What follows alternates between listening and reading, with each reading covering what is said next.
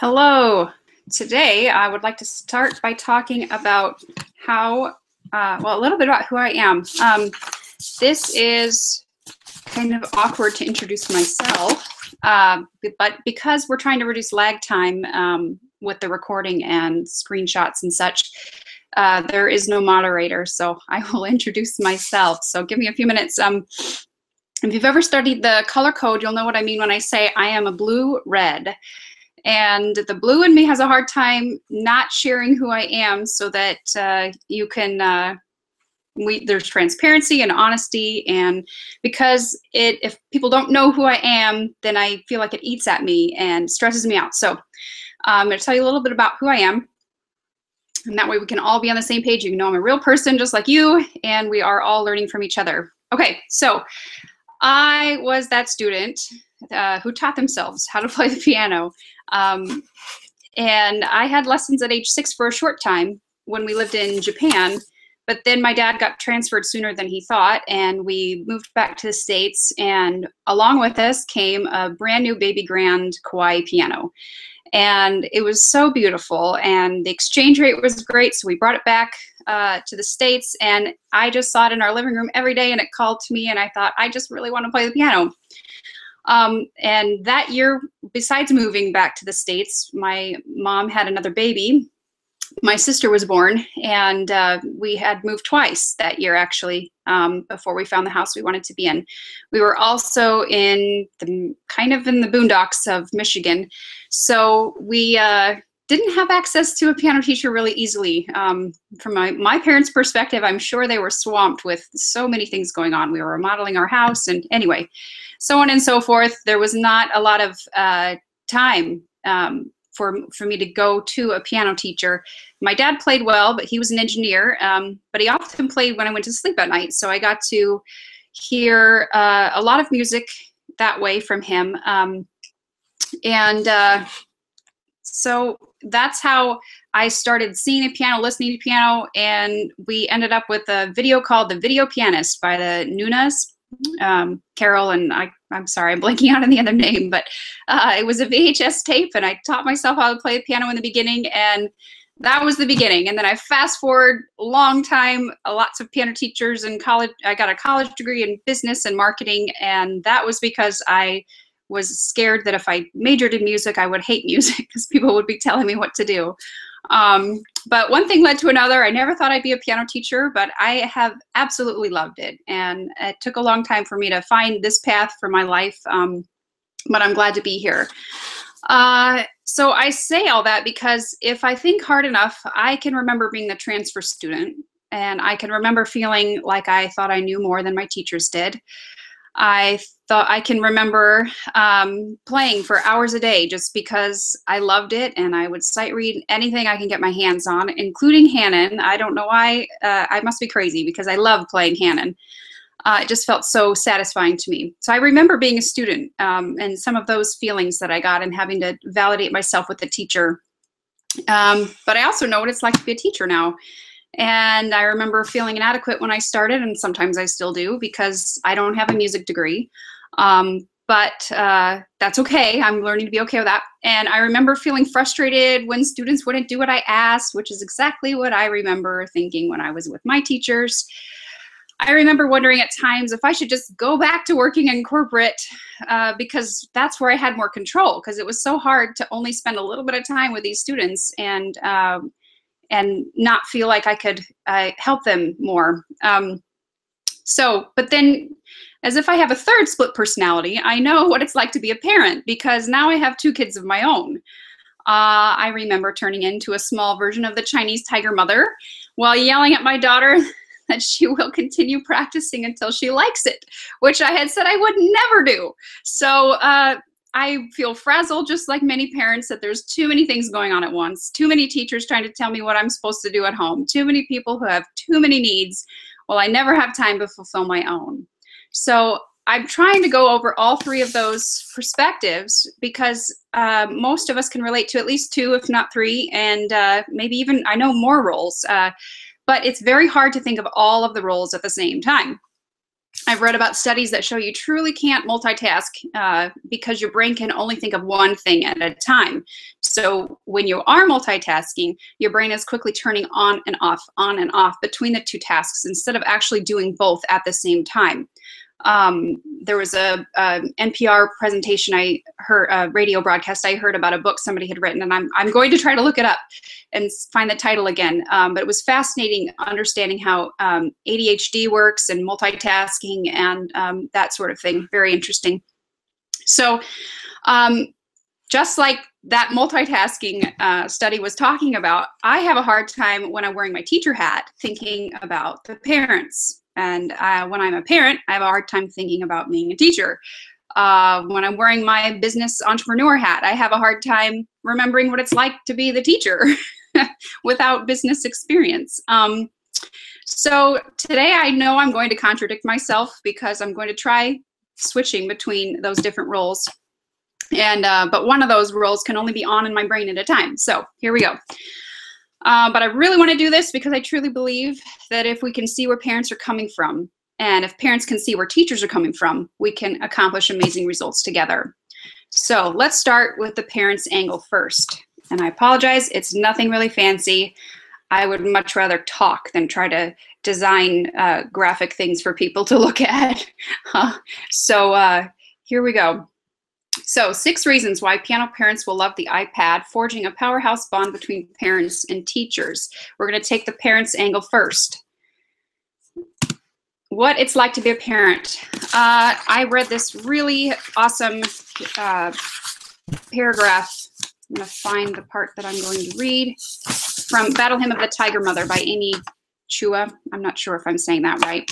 But I thought it was a great way for me to, when I read this, I thought this sounds just like what I feel like sometimes. Maybe not to that degree, but here we go.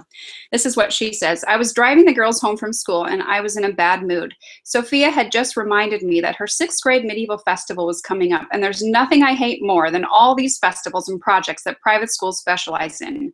Instead of making kids study from books, private schools are constantly trying to make learning fun by having parents do all the work. For Lulu's Passport Around the World project, I had to prepare an Ecuadorian dish, chicken stewed for 4 hours in ground achiote, served with fried plantains. Bring in Ecuadorian artifacts, a carved llama from Bolivia, no one knew the difference, and find a real Ecuadorian for Lulu to interview, a graduate student I recruited. Lulu's job was to make the passport, a piece of paper folded in quarters and labeled passport, and show up for the International Food Festival featuring dishes from 100 countries, each prepared by a different parent. But that was nothing compared to the medieval festival, the highlight of the 6th grade year. For that, every student had to have a homemade medieval costume, which could not be secretly rented or look too expensive. Each student had to bring in a medieval dish prepared in an authentic medieval way. Finally, each student had to build a medieval dwelling. So I was in a cranky mood that day trying to figure out which architect to hire and how to make sure it wasn't the parent of another student.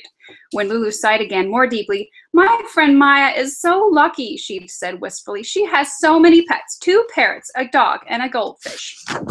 So she has this great way of putting you at ease and helping you. She's joking a lot about what life is like to be a parent in that paragraph. And it reminded me of, oh yeah, I can identify with parts of that. And so when I read that, I remember, oh, life as a parent is very tough.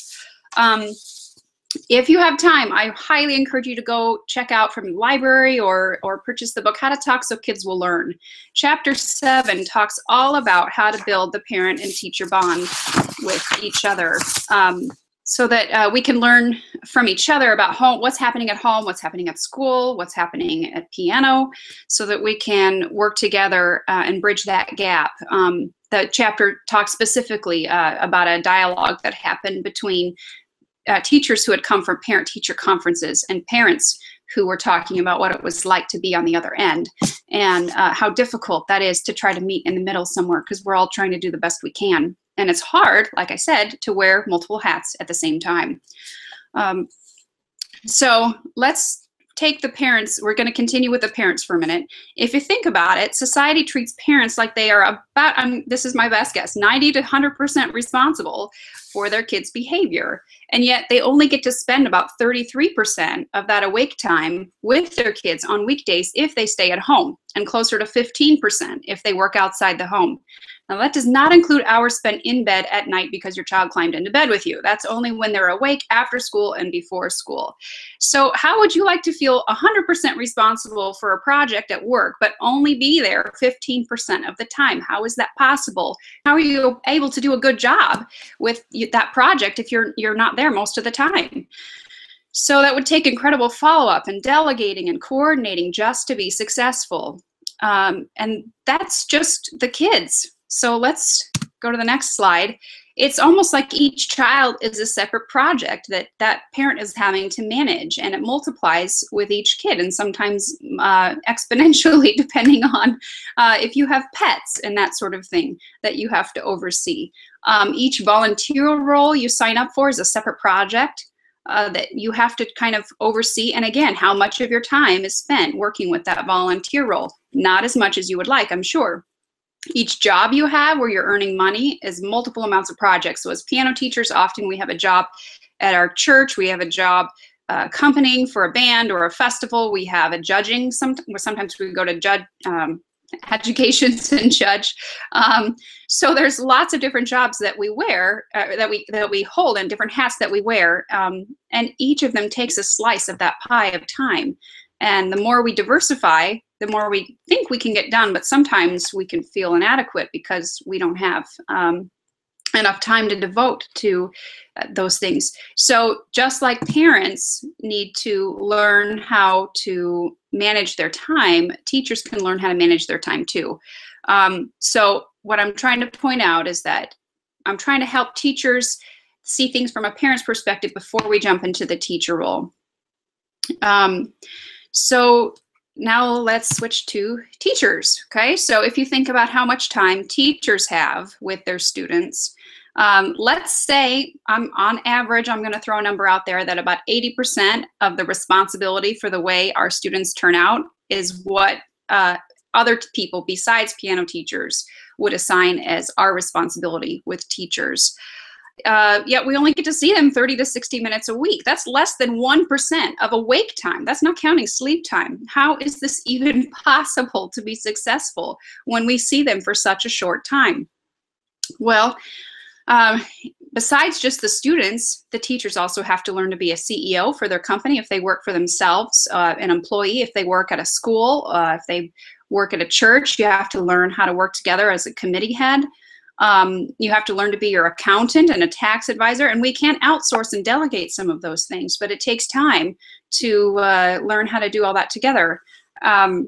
We have to learn to be a facilities manager, like tuning our piano and keeping our projects and our supplies put together. There's so many things that teachers have to do, not just at the 1% of time we spend with a student to be successful. So there is only one way that we're going to be able to work together to both be successful, and that's piano teachers need an advocate at home to help students follow through, and parents need an advocate outside the home to support their role as parents.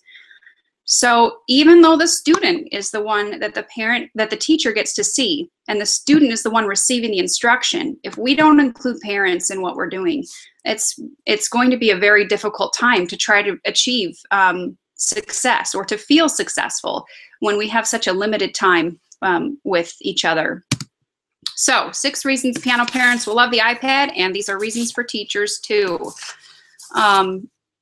We're going to talk about maximizing that bond, because the more we feel connected with each other, the more good can be achieved. There's lots of ways to do this. I'm just going to pick 6, and I'm going to use, there's lots of ways to achieve building a better bond. So I'm just going to pick technology and using the iPad or other things like the iPad to help us build that bond. It's just one facet of that area of bonding. So the first reason is communication and feedback. If you've ever studied Maslow's hierarchy of needs, let me pull out that paper so I can. All right, at the bottom is physiological, like air, food, drink, shelter, sleep. And then After we have those things, we can start thinking about being safe, protecting ourselves from the environment, freedom from fear, security, order. And I think all of us as piano teachers would agree, if our students don't have those two needs met, it's very difficult to teach them in a lesson how to go to the next step, which is love and belonging, friendship, affection, relationships. That's where we can start to build a relationship with our students. And if we don't feel like they can trust us, or they don't feel like they're safe, then that's going to be really hard to achieve that sense of friendship and relationship with a teacher. The next level up is the esteem level, like achievement, independence, self-respect, respect from others. And we all love to feel respected and accepted and validated. But the highest level of this Maslow's needs is self-actualization. That's when you see self-fulfillment, you realize your potential, and you're seeking growth and peak experiences. There are a few different versions floating around of this hierarchy of needs, but this is the basic stuff. One site, I mean, you couldn't Google it, but one site I found helpful was simplypsychology.org.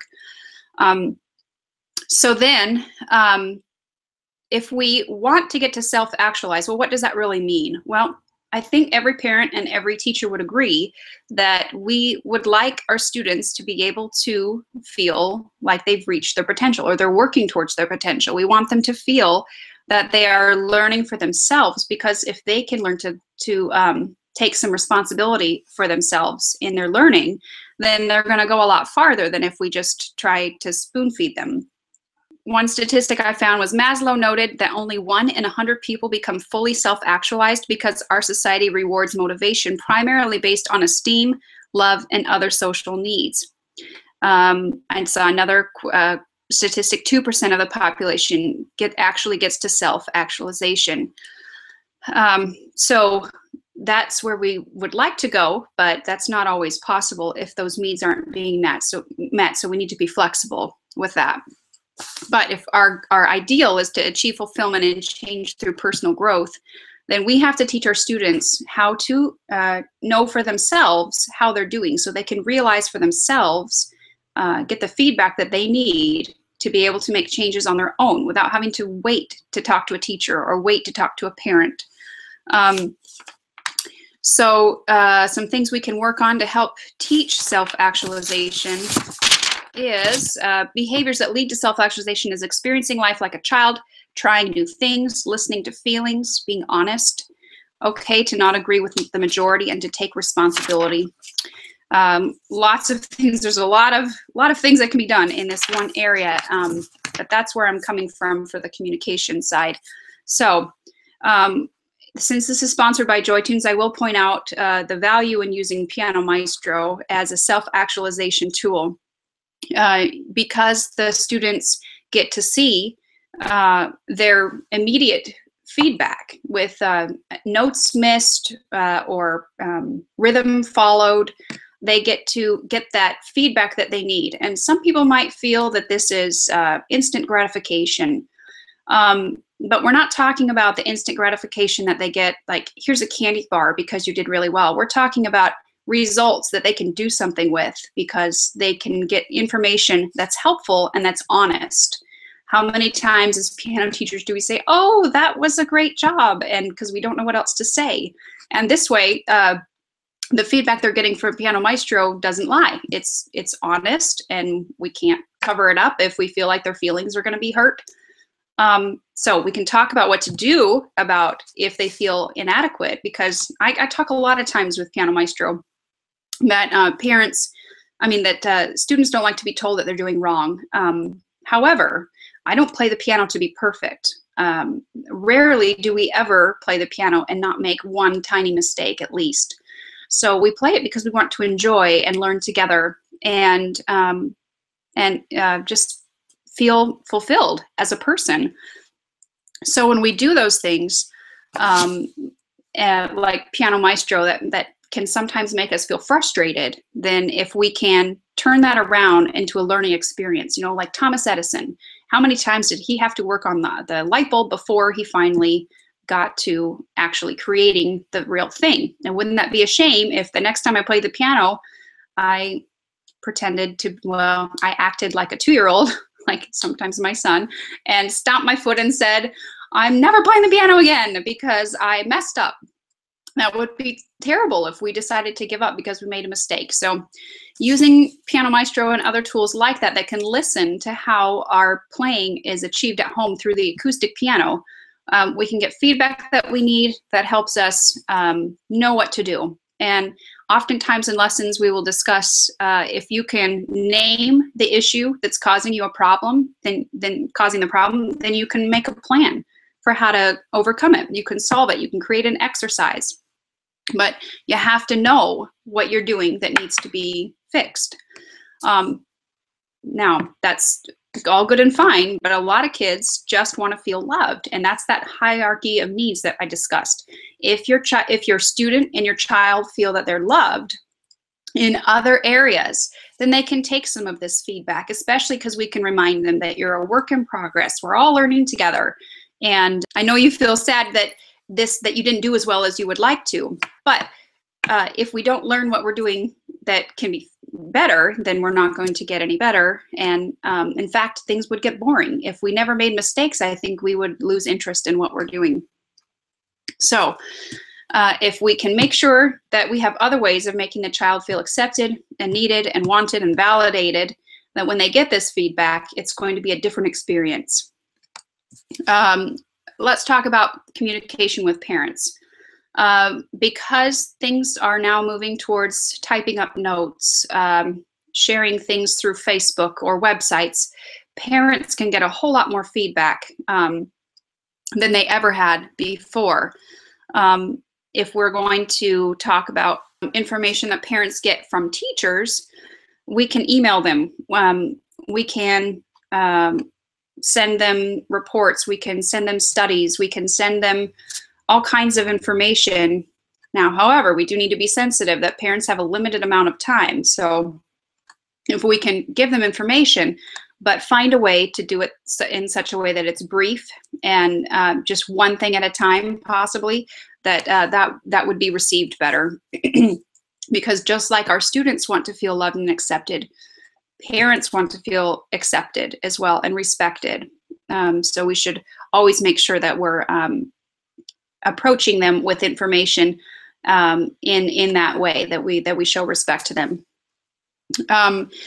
So oftentimes, though, parents don't have the feedback and the information that they need to know how to implement practice at home. So even though we tell the student, the parent may not be there in the lesson, but the parent's the one who makes the ultimate decision on when practice can happen. Now, sometimes we are very good about letting our children make that choice about when, but ultimately, if the parent says, no, you must do your homework right now, you may not practice the piano, then the parent is the one in charge.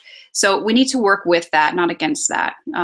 We need to not talk about parents as if they are a stumbling block in the child's learning experience, because that's not going to get us anywhere. I've heard many friends say in passing to me, the teacher never told me how long to practice, or told me how long my child should practice, or how many times to practice. So I just tell my child it's okay to play 1 to 2 times through, and that's enough. And she's progressing okay because the teacher hasn't said anything about it. So I think that's fine. Well, that might be fine with you as a teacher, but if it's not fine, you need to communicate that. We need to teach parents, who are the ones who are really overseeing the practice, what to do. They need to understand what efficient practice means, and it needs to be boiled down to just a couple of things to work on at a time. I really do like Tracy Capsel's I think it's called 101 piano practice tips, because I feel like I can just hand 1 page at a time printed out to a parent, or I can just give them 1 idea at a time, and it can be bite-sized. And even if they read the whole book, you can just take a chapter at a time. It's written from it seems to me, from a parent perspective as well. So there are tons of really good books out there about practice and how to help parents understand how to help their child practice at home. So I would love to see more resources listed together, and I'm going to talk about that at the end. So remember, the parents just want their kids to feel respected, accepted, and loved, and that they also want to feel that way as well. So one way that different technology apps help with that is by, if you record yourself playing and then you send it to a parent or a family member or a friend, you can share what you're doing on the piano and communicate with each other about how excited you are. I was talking to a friend, and she said that her husband and their daughter had made a deal that every time either one of them finished a song, because he was learning guitar and she was learning piano, that they would clap for each other no matter where they were in the house. And I loved that, because that's all we really want. We just want feedback from people that we're doing okay and that we're loved and that we liked what we heard. And if we didn't like it, that's okay. We still celebrate that we did it.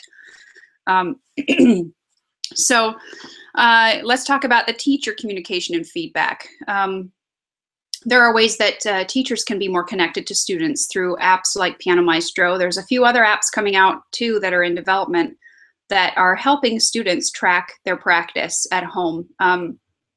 Specifically with Piano Maestro, I can receive a report every week that shows me, and actually I can look it up at any time. I can look at that report and see how what songs students practiced and how long they practiced. Now, I understand this is only happening with the music that is in Piano Maestro, and I don't want them to use it the entire time they practice. But any feedback or information that I get is helpful to helping me plan my lessons.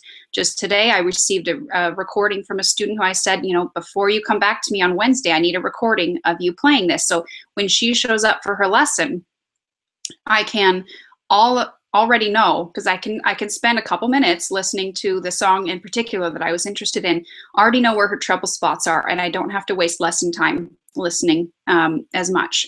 I still want to listen and I want to validate that student, but it helps me lesson plan better. So information is power. When we have knowledge, we can know what to do. So communication and feedback is important. I'm going to say one more thing before we move on about feedback. And if we think about what I had mentioned before with recording, if we can share recordings of each other, we can share music, we can share experiences with each other and feel connected in a different way than the parent saying, go play this song. Because the matter of fact is that children are going to have to practice when their parents aren't home sometimes, and the parent can't always be there to cheer. So one thing I really love about the Piano Maestro share the moment idea is that this can be achieved even if they can't be there at the same time that they practice. We can send that little email that shows them that that they've achieved 90% or better on this song, and they're so excited, and they can take a picture and listen to the song. And it's a way for even parents who travel to be connected to their piano and their child's piano experience. So things like recording, things like email, obviously, things like Piano Maestro and others that help us track practice and help us share information about different things. That's one way that things like the iPad or tablets or something that's portable, that's easy to carry around with you, we can achieve more communication and feedback that way. Okay, next, control. We all like to be in control. At least maybe as we get older, we learn what we can't be in control of and what to let go of. A lot of times parents feel inadequate when we bring up things like the iPad, because they're not sure what to do about it. It's not something they grew up with, and they feel like their kids know it better than they do. So to ask them to say, will you please hand your child the iPad and let them practice, there's a little bit of hesitancy there, because they may be concerned that either A, the child's going to break the iPad, or that there's going to be some technology issue, like the battery is dead, or different things that the parent is supposed to be in control of. So especially, this happened recently. I had a student who just was playing on Piano Maestro and started getting very upset that her scores weren't coming in. And I knew ahead of time that this may be an issue with this student, so I warned the parent, will you please keep an eye on this? If it doesn't work, it's okay. We're just going to try it. And then when I came to the lesson the next week, we talked about how we don't play to be perfect. And we talked about how we can learn to let go of some of that control, that we can make mistakes and learn from them. And the whole point is not to play with 100% like a robot. The point is to have fun while we're playing. Now, it doesn't solve everything. She's learning how to let go of some of that control. And I'm learning to be more in control of the situation because I'm monitoring what's happening with my feedback and my communication with the parent. So the communication and feedback also helps the parent feel a little bit more in control of what's going on there. So remember that parents feel out of control and they want to feel in control. So give them a way to do this by teaching them how they can effectively use the iPad. Now, again, we don't see the parents very long. So we may have to do this via a blog or a website. If we can come up with just a couple of bullet points, if we read a study about how to effectively implement the iPad, or what their role is in using the iPad, then they will be much more likely to do it at home. Nobody likes to show up at the end of, let's give it an example that everyone can try to identify with. Let's say you go to your job and your boss says, I want you to do this. Here it is. I taught all of your employees that are underneath you what to do. You just have to oversee it. And you go home and you're not sure what those employees received, what information they had. You know nothing. How are you supposed to be a manager and be in control of that? You can't. So we need to learn to communicate better, like I said, and to help each other and realize that if we can find some way to feel in control of the situation and admit what we can't be in control of, then we will be more successful. One more thing I'll say about parents with the control issue is that sometimes students feel like either they're going to get distracted while being on the iPad while playing certain apps, or the parents will think that the kids will be distracted. I had a student who admitted full out that he would not, he was afraid to go on Piano Maestro because Minecraft was too much of a temptation. So he was not happy about this, but I explained that parents can set up guided access so that they can learn how to set an app open for their child to use, but then block them from being able to switch out of that app. So that would be one way to help the parent feel in control of the situation with the piano practice without them having to stand over their child's shoulder the entire time to make sure that that's going to be okay. And I do realize that iPads are expensive, and we hesitate as parents letting our kids take that iPad out of our sight. And so that is an issue that will need to be dealt with on an individual family basis. But again, if we can find ways to help parents feel in control of the situation and how to teach the students what they can't be in control of, then the iPad can be an awesome tool to help us achieve a greater bond with all three, the parent, the teacher, and the student. Okay, next, the future. It's coming whether you like it or not. This is daunting to me as a parent as I see children coming home from school with more tests, more assessments. I am being told that screen time is bad. I need to limit screen time for my kids. And yet at the same time, I'm being told that every classroom is trying to get an iPad. Every student's trying to get an iPad in the classroom. So now you just took my motivation for my child to do their chores at home and their homework away from their 1 hour of screen time and put it in the school. And that is frustrating. But there's a couple of ways that we need to see this from a different angle. I talked before about self-assessment, about getting feedback, and that that's one way that we can improve faster. I realize I don't agree with all of the testing that's happening, but I do understand that teachers need a way to assess their students so that they can know what to teach differently or what to teach better. That's why the government's involved. They want to try to help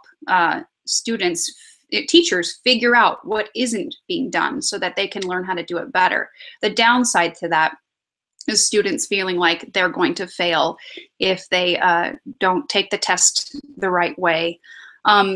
So part of that comes from receiving instructions that aren't clear. Part of it comes from receiving tests that you don't get immediate feedback from, and they're worried after they finish the test. How does this feel? How did I do? Is my teacher going to say I'm in the bottom of the class again? So there's a balance there with assessments, but if we can find a way to teach our students how to find their own way to assess themselves through things like Piano Maestro, through recording themselves and listening back to it, they can start to learn how to use the tool, not only as screen time for entertainment, but as an educational use. And we all know that the iPad can be educational, but the distraction factor, like I mentioned before, is very real. However, I doubt that screen time is going away anytime soon. So we can dwell on what is going well, and what we can do to make that educational use even better. I really, really like the Mindshift blog. I'll post a link to it at the end. There's an article, actually a whole digital book that Jordan Shapiro wrote, talking about the benefits of game-based learning and uninhibited play for learning. He specifically talks about this. Reducing the issue to an on-off switch oversimplifies things. When we understand the question of electronic media in such a polarized way, we are caught in the same way of thinking that can make screen time problematic. Tablets become like junk food, imagined as a temptation that children gravitate to but need to be protected from. On the contrary, it is only when electronic media is used to occupy children like a babysitter that provides parents or teachers with an hour or two of peace and quiet that justifying its use becomes more complicated. So I'll spare you from reading the whole article, but what he's saying is that there is an issue with our society placing too much emphasis on screen time being a bad thing. And just like with everything, we need balance. So let's see. So another thing that's helpful about the future is that with all this digital screen time and everything, we're getting piano books on the iPad or on tablets or on computers, so that if we lose them, we can print out pages again. We don't have to worry quite so much about page turns, because it's a lot easier to touch and swipe than it is to turn a page physically. That can result in better playing. I always was frustrated when I was playing the piano that I had to stop and turn the page, and that was frustrating to me. And being able to have this opportunity to just swipe, I can do that while one hand is playing and not think of anything. And the pages aren't going to blow around if the fan's on or the air conditioning's on. The music's at my fingertips. So lots of benefits that do come. And if we balance what we know with what is coming, then we can view it in a different way. Okay, next, money. Everyone likes to save money. So although the initial investment of an iPad is sometimes a barrier for parents to get into this idea about iPads, we also know that most good things take an investment, and that it's going to take time for that investment to show up. But let's talk about what you can save by using the iPad or other things like it. We talked about not losing books. There is so much supplemental music available online that you can purchase rather inexpensively, excuse me, and not have to buy the entire book. How many times have we bought a book and only used half the book or less? We have the potential to save money by doing FaceTime lessons with students and selling that as an opportunity to parents, because the iPad can be placed near the piano. It's bigger than a phone. It's a great way to save money. If you're traveling or sick and you need to do a quick lesson or a pre-recorded lesson or all kinds of things. I talked before about how saving times in lessons will help, because if you can communicate during the week and prepare the teacher, that the lesson planning will go faster, lesson time will be saved. So that takes us to the next slide, time. Everyone loves to save time. What I just said helps with saving time and money. One thing I really like about the iPad music is that we can pinch zoom. We can zoom in and just focus on what we need. I have spent time in lessons trying to cut out paper to cover up what I don't want the student to see, or to use up a bunch of Post-it notes, and then I've got to clean them up at the end. And with the pinch zoom feature, or with a whiteboard app on the iPad, I can block out exactly what I don't want the student to see. And then when we're ready, we can just zoom back out a little bit, or unpaint part of what we painted. I like, we talked about reports to the teacher, so the lesson can be open and go. We talked about recording. The student can record themselves. The teacher can also record themselves, so that the student knows what to do and not ask the question when they sit down to practice. I don't know what to practice, Mom. Then the practice time for the student, they can pinch zoom at home. They can focus on small parts. One value I find in Piano Maestro is that learn mode. It saves the student time because they can open and go. They start at the beginning and it just keeps going, and they don't have to think about which line was I supposed to practice 3 times, because that's already built into the app. Other time that we save, we're losing less sheets of paper. There's less binders to find. Vacation time, we talked about that with getting a FaceTime lesson when you're on vacation. You can also do a lot of things related to music if you're going to not be near a piano. It's not ideal, but it's better than nothing. You can study rhythm. You can study chord analysis by listening if you're an advanced student. There's lots of things we can do, and by saving time. All right, and the last is creativity. Everyone loves to feel creative.